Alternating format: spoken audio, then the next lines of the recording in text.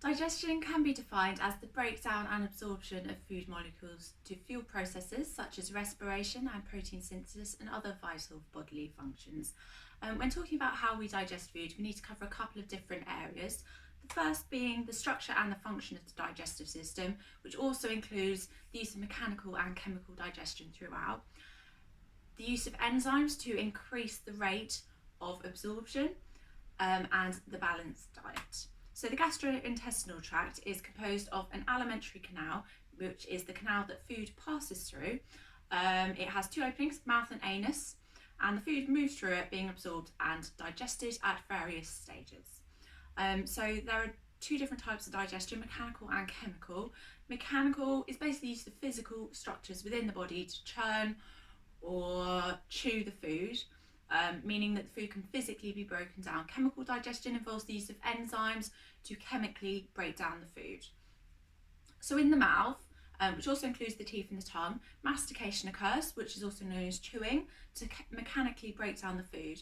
Some saliva is also released from glands containing amylase, which is a starch-specific enzyme which breaks it down into simple sugars.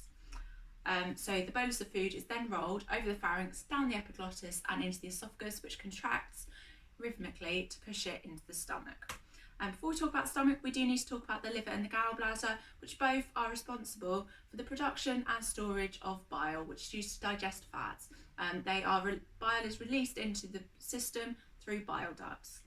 The stomach is a hollow muscular organ which mechanically digests food through churning and chemically digest food through the release of gastric juice, which contains water, hydrochloric acid, mineral salts, enzymes and intrinsic factor used to break down vitamin B.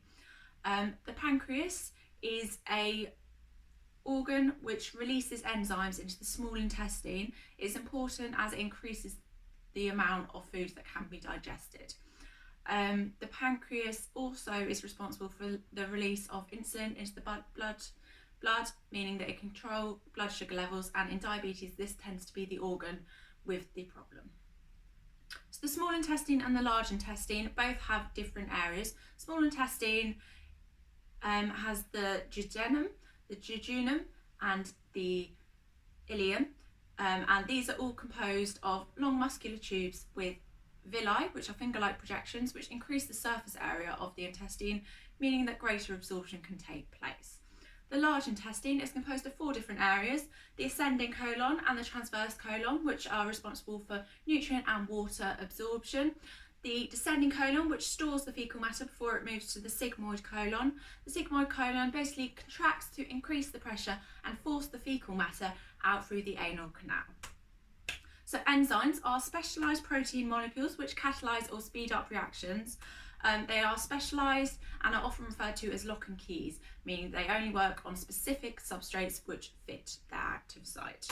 Examples of this are pepsin, secreted from the gastric glands, which works on proteins, and the optimum pH range is between 1.5 and 1.6, ideal for the very acidic nature of the stomach. And pancreatic lipase, which is secreted from the pancreas, works on fats and works best at pH range between 7 to 9%, meaning it is suited to the neutral to alkaline environment of the small intestine. So a balanced diet is the consumption of sufficient and appropriate amounts of nutrients to meet our energy and nutrient requirements. Not consuming a balanced diet does have some consequences, such as leading to coronary heart disease and diabetes. It can also lead to deficiencies by not consuming enough micronutrients. So some foods fit into multiple groups in this diagram, meaning that dairy items could be considered protein as well as dairy, and also if you don't buy low fat, could be considered fat items as well. So ideally we want to have about 50 to 60% carbohydrates within our diet, which can be made up of starchy foods such as pasta and bread. It's ideal to go for whole grain varieties, as this has more fibre in, increasing digestive motility, and also contains greater nutrients, so you're getting more value for your energy. We should also need to consume vegetables, which contain a lot of antioxidants, which actually help work against the body's natural aging process. It's ideal to consume ones with different colours, as the different colour pigments contain different nutrients. They also contain a lot of fibre, meaning that it also is very good for gut health. In terms of protein, there are a couple of different varieties you can go for. There is lean, which comes from chicken, and things like pulses and beans, which are non-animal sources of protein, meaning they are not complete proteins, so must be consumed with other proteins to ensure you fulfill your amino acid requirements. There are also sources of protein like red meat, which also contains iron, which is a substance that aids blood cells to carry hemoglobin in the blood, meaning that oxygen can reach the cells. So in terms of fat, we want to go between 25 to 30% fat. This should mainly come from unsaturated fat or high density lipoproteins, such as oily fish like mackerel. Saturated fat can come from sources like cakes and crisps, and although it is important in small amounts to maintain cell membranes, in large amounts it can lead to build-up of cholesterol, which can lead to coronary heart disease, so it must be limited to a smaller percentage of your fat intake.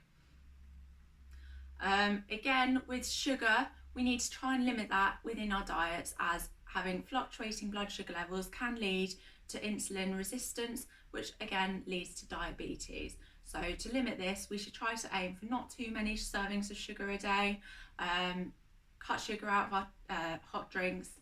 All of these factors can reduce our sugar intake and therefore make us healthier.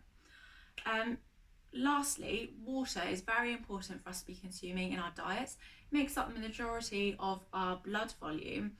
To be hydrated means that you have sufficient water to maintain your blood volume, maintain your blood pressure, your heart rate, and dehydration can be very dangerous as it can lead to the shutting down of bodily functions. Between 6 to 8 glasses of water a day is ideal, as this should fulfill most people's water requirements.